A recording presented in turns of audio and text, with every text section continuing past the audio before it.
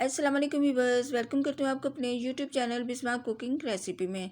तो जैसे कि ये रमज़ान की आमद है और रमज़ान स्पेशल है, तो आज मैं आपके साथ कम टाइम में बनने वाले प्याज के पकौड़ों की रेसिपी शेयर करूँगी। ये वाले पकौड़े आपने ट्राई नहीं किए तो एक बार आप इसको ज़रूर ट्राई कीजिएगा, आपको बहुत पसंद आएंगे। बहुत जल्दी बन जाते हैं और बहुत क्रिस्पी बनते हैं। तो फ्रेंड्स, किस बात की देर है, तो बनाना शुरू करते हैं इसको। बिस्मिल्लाहिर्रहमानिर्रहीम। यहाँ पे मैंने 2 प्याज लिए जिसको मैंने छीलकर बारीक काट लिया है। और अब हम इसमें पानी ऐड करेंगे। प्याज में पानी हम इसलिए भी ऐड करेंगे कि इसका कड़वापन निकल जाएगा और प्याज काटते हुए हमारी आंखों में जो पानी आता है वो नहीं आएगा। तो इस तरह हमने सारे प्याज को स्लाइस में कट कर लेना है और उनको हाथों से अच्छी तरह से मिक्स करेंगे ताकि जो प्याज हमने स्लाइस किए थे उसके लच्छे अलग हो जाएं। तो अब हम इसमें इंग्रेडिएंट्स शामिल करेंगे। आधा चाय का चम्मच हल्दी, 1 चाय का चम्मच नमक वो इसमें ऐड कर देंगे। कुटी हुई लाल मिर्च 1 चाय का चम्मच वो इसमें डाल देंगे।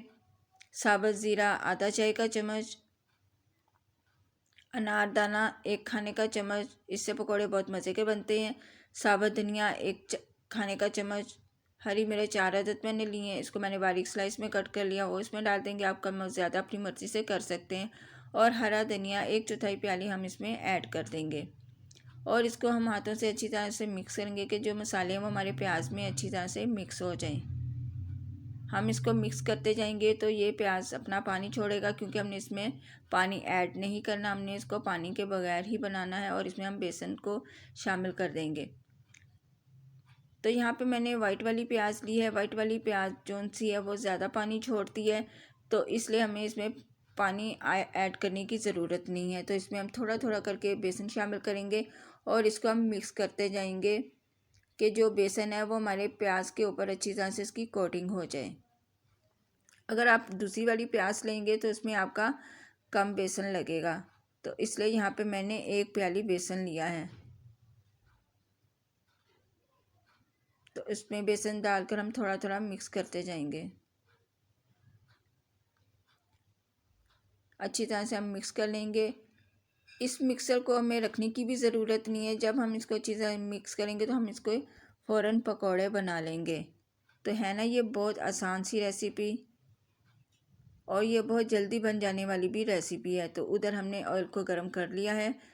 तो अब हम इसमें हाथ से पकौड़े डालेंगे।